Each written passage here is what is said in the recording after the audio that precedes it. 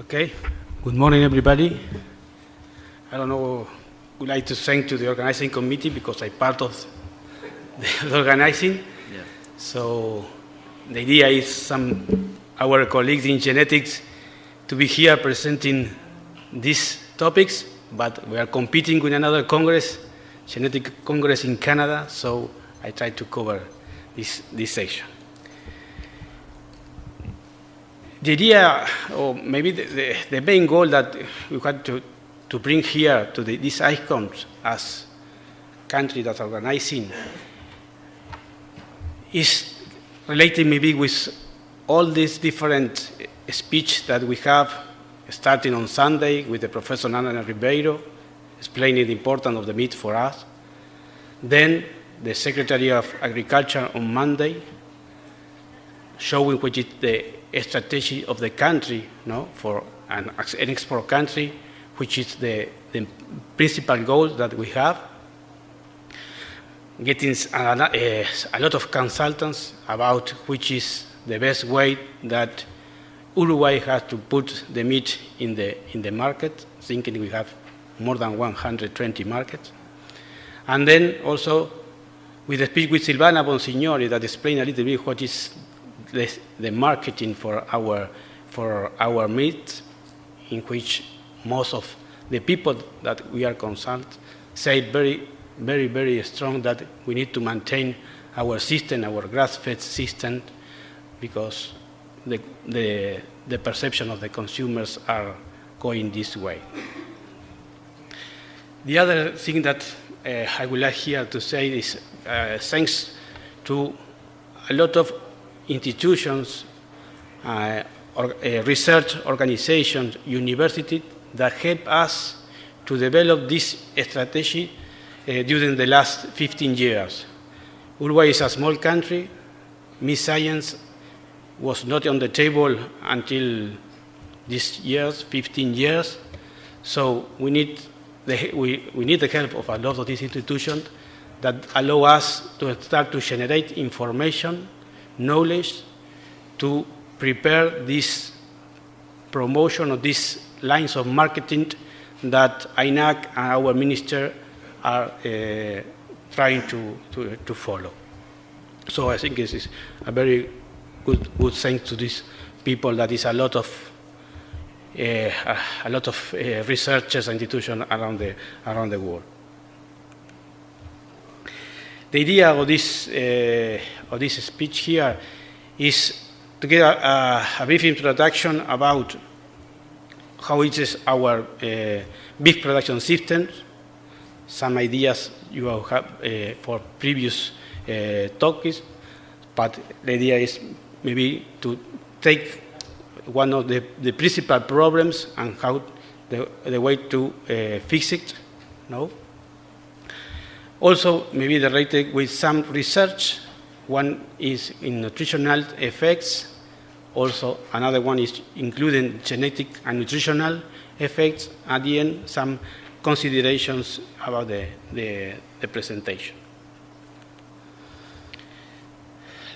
I think the most important thing in beef, as Dr. Temple-Grandin said today, and he left a good message for us at the end of his speech, that maybe, and for the Hereford Breed Association, they had to develop a heritage Hereford brand. I think it's one of the main resources that we have here is this Hereford breed. But in the last year, another British breeds are starting to increase, and also the British crosses. To have an idea, maybe which percentage of these breeds in our country, we have here two different information. One is brought by the SIRI, which is the National System for Animal Registration. I know you know, but when the producers, the farmers, have to put the tags on to identify the animal, they need to fill out a form, and then they put the breeds that they are producing. So this chart, the first chart at the corner on the left, show this distribution. In this chart, we can see that 44%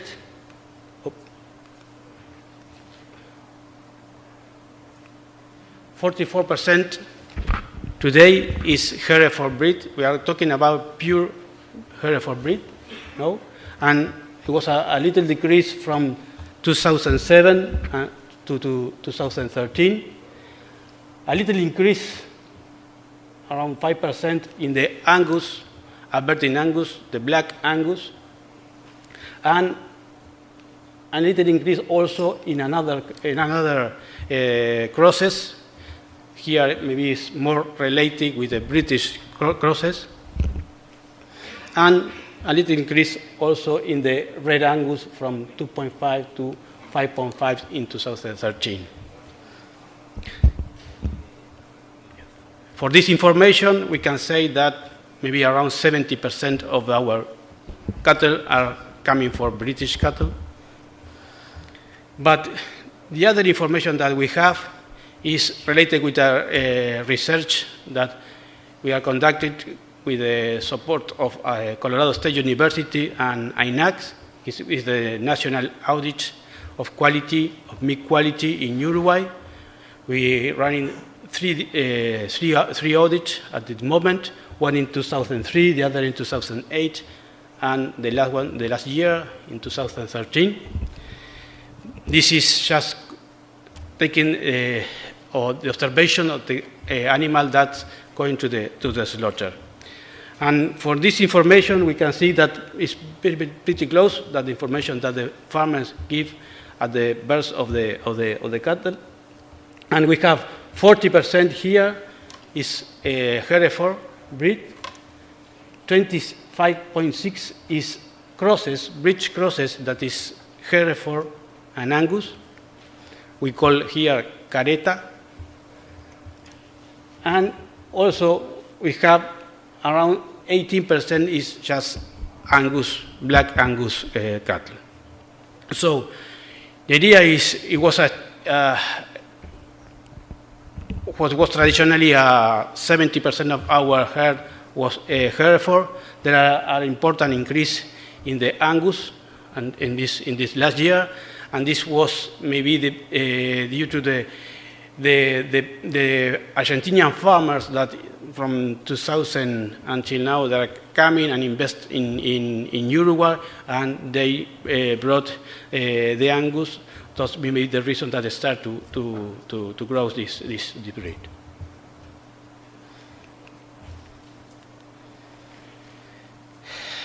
Maybe this was very common with another lecture, but it's important to me for this presentation is to know what is the Uruguayan beef production system. This system are located in grass-fed production, where is 70% is rangeland, and you know the rangeland have a lot of restriction on problems in the growth of the animal.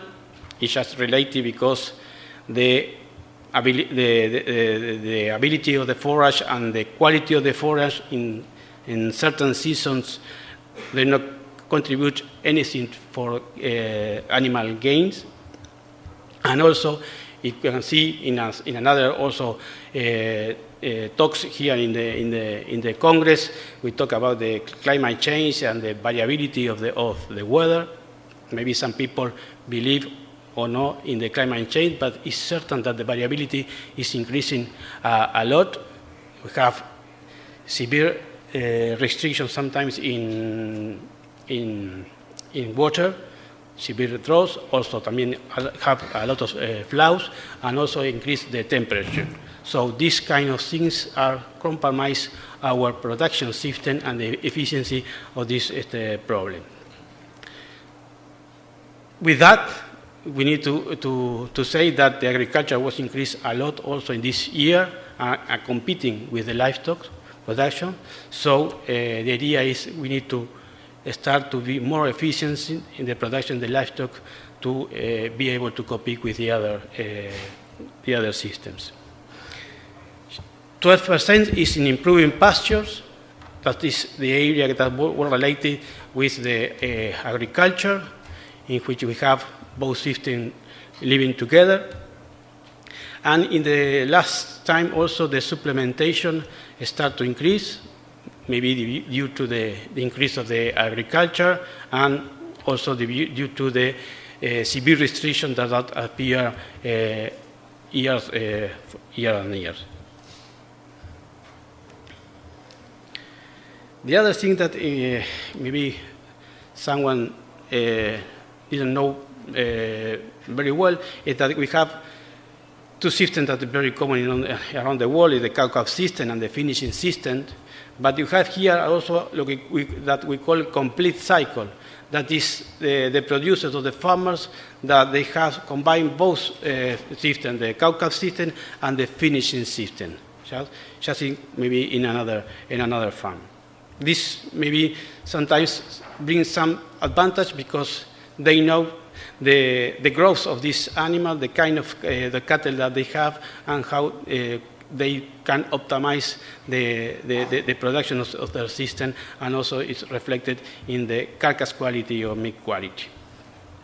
The soccer cattle here is very few, maybe in another countries like US, Australia, whatever, it's more important, but we have few people here that have this production system.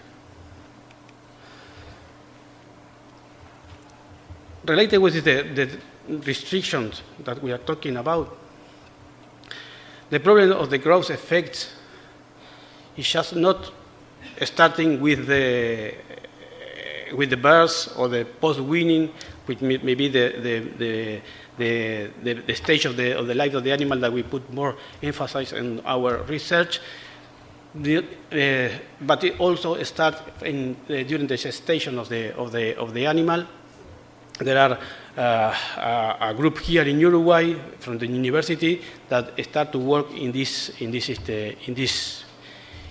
stage, and we know that it adds an important effect in the growth and the carcass and meat quality.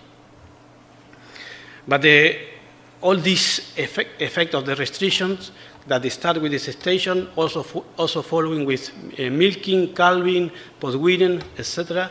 So it's some of restriction along the life of the first year of the animal, and for sure that is affecting all the biological and composition, tissue composition of the animal.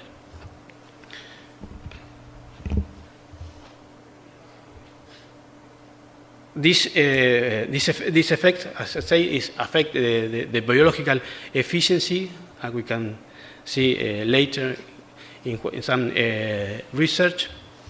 But also, as I said before, we need to start to improve this process to get animal, reducing the age of the animal at slaughter to be more economical, also efficient as possible.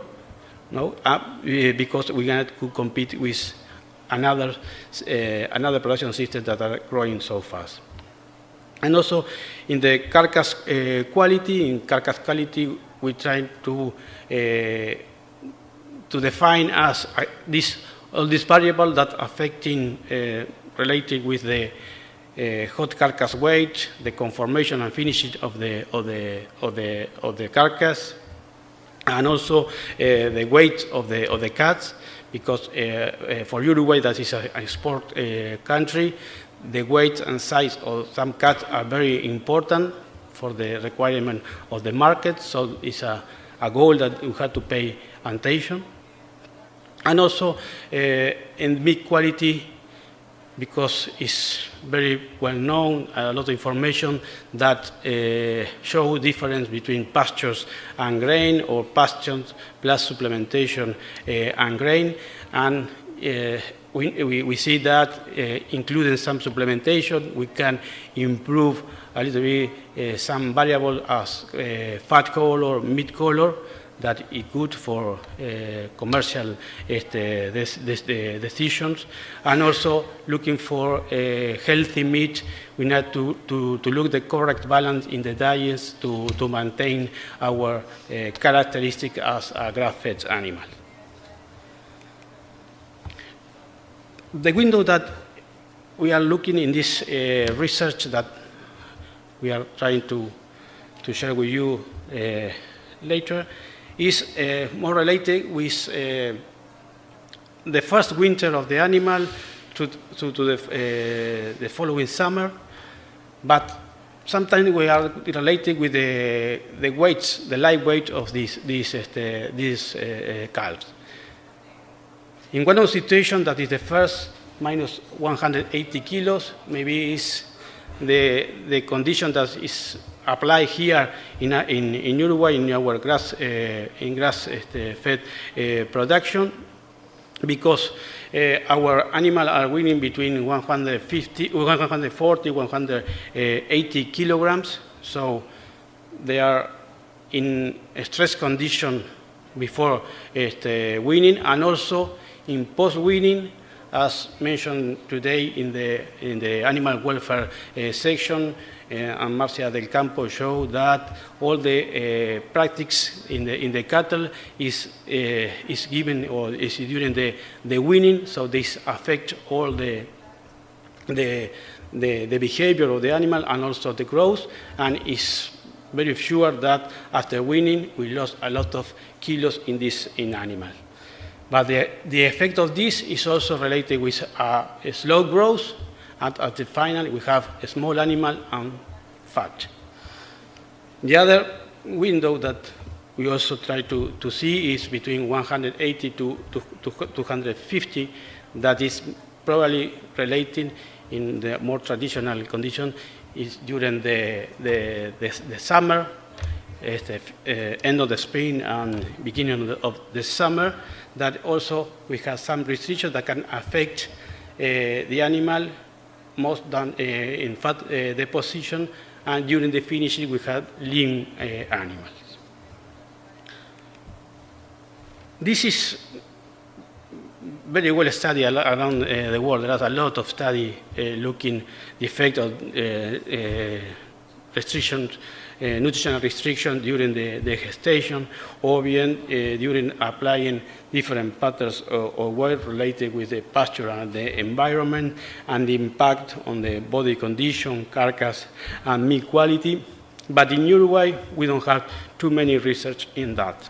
We are starting to do that. So we need to start to see what happened with this process, knowing which are in very bad condition for a very well growth of the animal, and finally a good carcass composition. So the idea here in this topic is see the way that we can optimize our production factors, thinking that the main goal here is that significant value difference within apparently uniform cattle groups. And this is related with, I said before, the industry here, as in all parts of the world, are trying to increase the carcass weight, but because they assure that the cards of the weight, the main weights, like strip loin or tenderloin, fit in the different markets. Well, the second point here is to share some information in nutritional effects, working with these two breeds, Hereford and Angus. And the idea is start to combine all these variables, to know the environmental conditions and the interaction with the genetics to optimize this process. It's good to see here also that most of the research that we've done in the last 10 years is just working with the breeds and just different feeding regimes.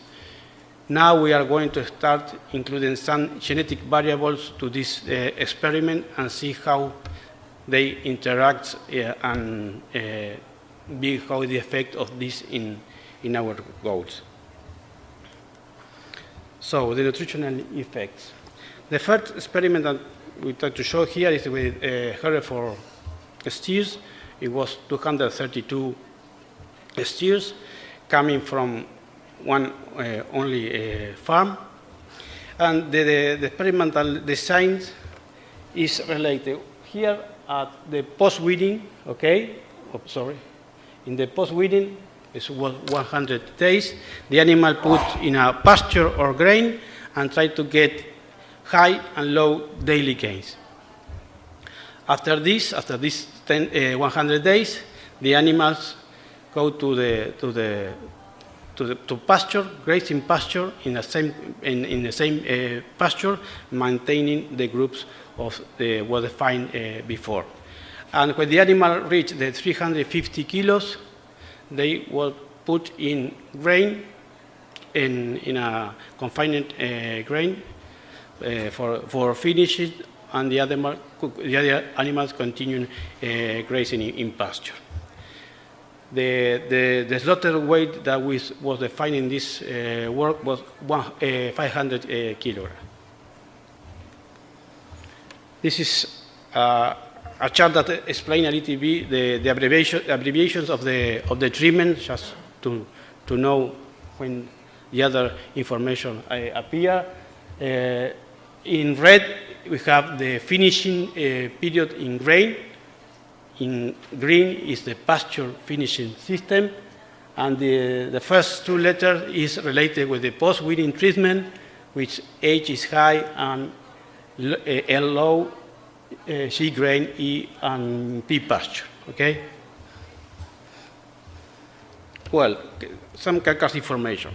The average was 250 kilos of carcass weight for these 230 animals, and we have a minimum of 200 and maximum to 300 kilos. Looking by treatment, we can see here that the treatment that we have high daily gains and grain in both periods had the heaviest hot carcass weight. And this value was different from the low gain finishing in pasture. These two both treatment, okay. That when the last one maybe is more related with what happened in our condition.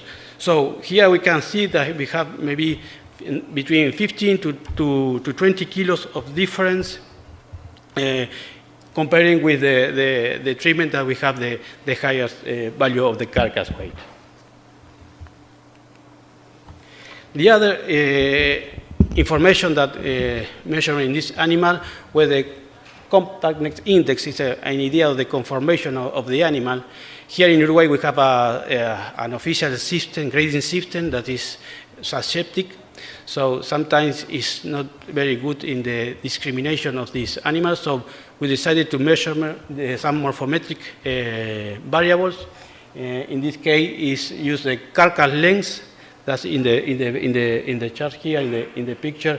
Is the measurement between A to C, and we relate it with the carcass weight to give an idea about the conformation and mastering of this animal.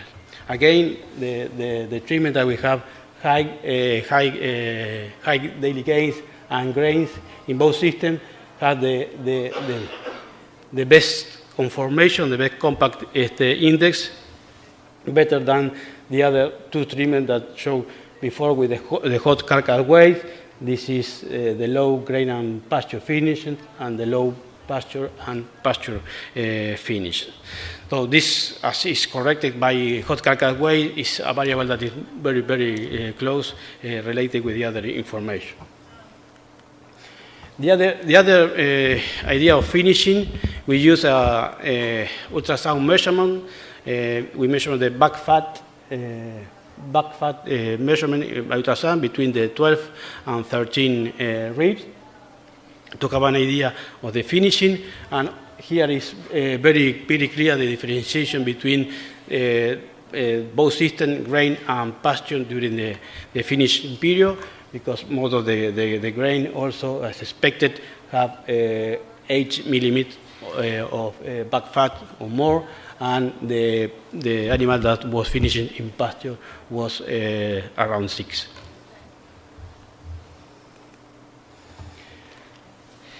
And also, we try to take some values of the yield catability. In this case, the yield catability is doing in the hindquarter, we call pistola cut. That is the picture that we have below the chart. And this is ribbing between 10 to 11 rib. And from this pistola path, we measurement around 6 different cuts, which is strip lobe, tenderloin, sirloin, outside round, inside round, and knuckle. Okay, we weight all these cuts. These cuts are prepared in a protocol or standard, the UCA standard, that to have an idea is these cuts have around 5% of fat in the cut. So when you see below the fat, it's not including the fat that is in the cut. And as expected, as talking about yield catability, the animal that have more fat have a little lower yield than the animal was in pasture. This is also reflected in the percentage of fat.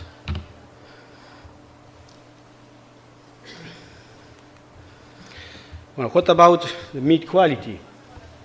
One of the measurements that we use here, because we know the difference between grain and pasture in color, it was fat color. And as expected, the animal finished in grain have a better color in fat than the pastures.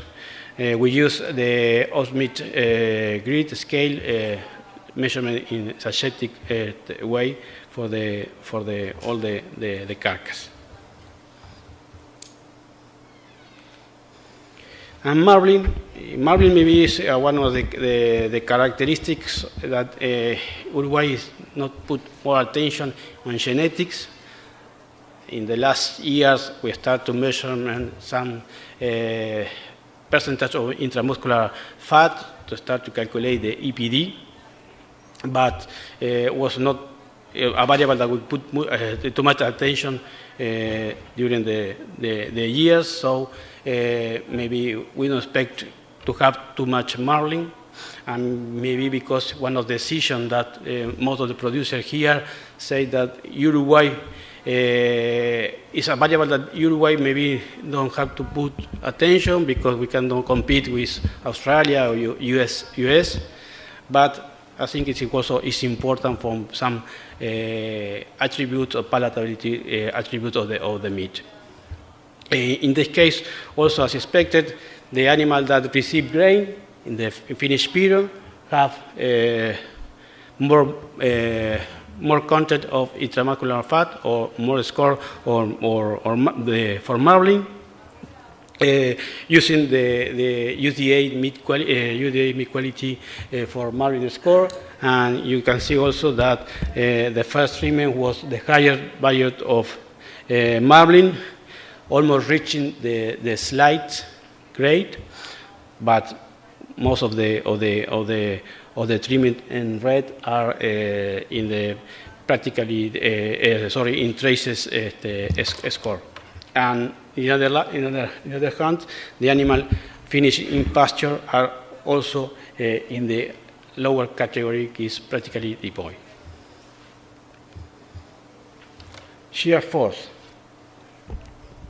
Well, I think today in the Marcia del Campo speech, they showed some information about what happened with the shear force here in Uruguay with the tenderness.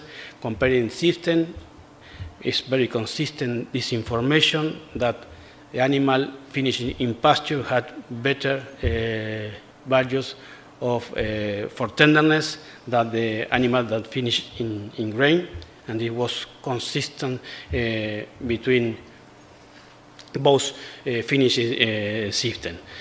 The thing here is that we age the strip loin during 5 days of aging, because here it has some requirements for trading our meat, that we need 48 hours of aging in the coolers.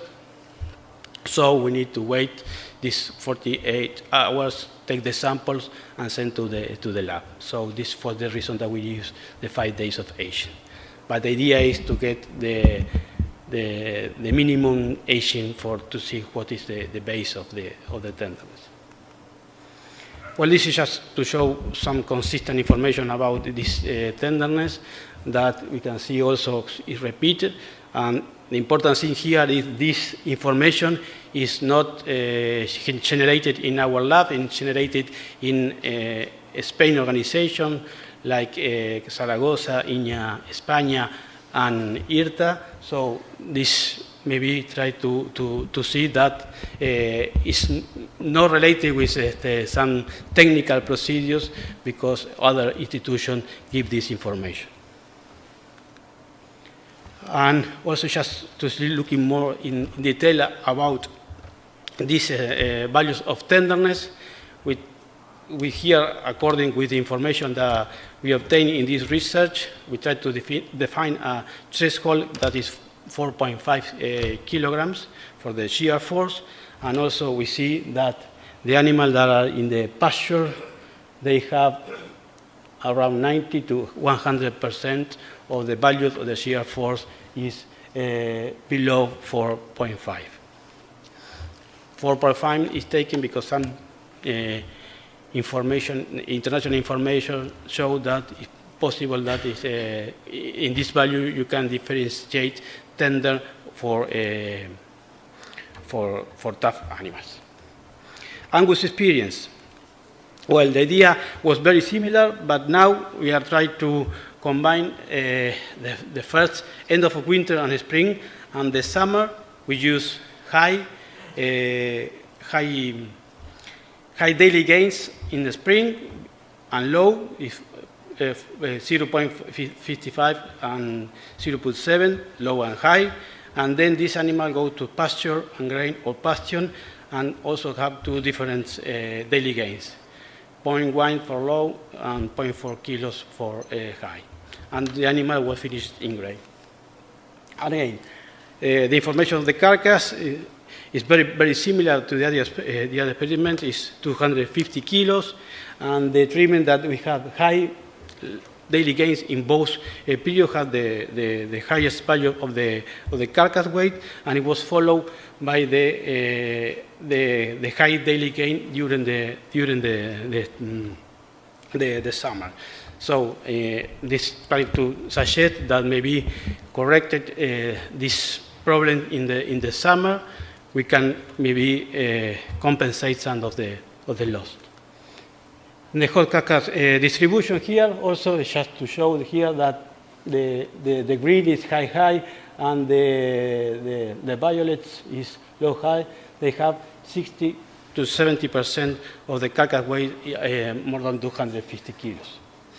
In the compact index, also, as expected, the high treatment and the low-high treatment have the biggest values of the compactness, so showing that lifting the restriction in one of these moments, we can improve this value conformation. From the finishing, all the animals as was finished in grain had all the same value of the back fat ultrasound measurement, so we don't have any difference. So, as we don't have so many difference in fat, also we don't expect to have too many difference in the yield catability. Although we have a better percentage in the both treatments that I mentioned before. The strip load weight, as mentioned, is important for us to get extreme load with heavy weight because they allow to the industry to get different markets.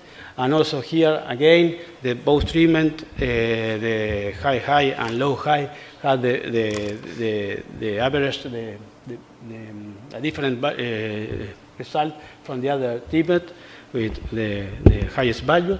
And also here, this just to show this distribution again, considered also a threshold of 4.5 kilos, and both treatments that mentioned have near 70% of this strip loan weight more than 4.5 kilograms. In marbling, also we have again low values of marbling, a little better than the Hereford experience. Here is most of all the treatment are in traces level. Just we have only 3% of these animals that were slaughtered have values of a small or more than a small marbling. The shear force, it was no difference between treatments. You just have an idea. The other thing that we can introduce here is the genetic variables and nutritional effect. Yes, this is because an important progress in this area was done in Uruguay. This is some chart looking the tendency progress or the genetic progress in some variables. Here the most important is related with the weight of 18 months, which is the blue line, that maybe it was an increasing around 30 or more kilos of the animals. And also other carcass traits variabilities we are calculating for EPD as ribeye area and back fat thickness. Okay, then you should show also that the ribeye area, that is the line, the blue line, increase near to 3 or 4 square centimeters of the ribeye area. What is important, what is decided also to show this variable is because in the last year, most of the farmers have put more attention on the ribeye area, and they are paying the bulls more than the average for the EPD on ribeye area. So we know, see what's happening when you have this kind of genetic and you combine or interact with nutrition regimes. So, well, this is the study. The objective of the study was to define 2 daily games, low and high, and use 2 groups of sires with different EPD, one for the high EPD for ribeye area and other for the average. The high was in the percentile 10, and the average was also the 50%. Well, the treatment here was the daily gain vary between 200, which is the low, and 450 grams of daily gain. What is the main difference in the treatment in the first winter? Then the animal goes to the grazing, okay, and then when they reach the 350, were sent to the confinement and grain-fed the animals, in which the average daily gain was 2.2 kilos of gain. Try to show you maybe some results. The idea is to show first the effect of the ribeye area in red, and the green is the daily gains. So different are in the same chart, but it's not comparing to them, just comparing ribeye and daily gains. And below we have the hot carcass weight for the interaction. We see an effect of the high daily gains. We have a heavy carcass. In the ribeye area, we have also difference, but it was not significant. Also show the distribution of the hot carcass weight, when we have around like 90% of the carcass with high ribeye area are in the 240 or more kilos. The same is you can see for the high daily gain. So it's a difference between 15 to 70% of difference in this distribution, comparing with the others treatments. In the carcass length, also related, the information is also related with the hot carcass weight, ribeye area, high ribeye area have the length of the carcass, the measured length of the carcass, and also the highly day gain was also bigger than the low. Related with the compact index is the same. You can see some difference favor to the ribeye area, high ribeye area, and high daily gain.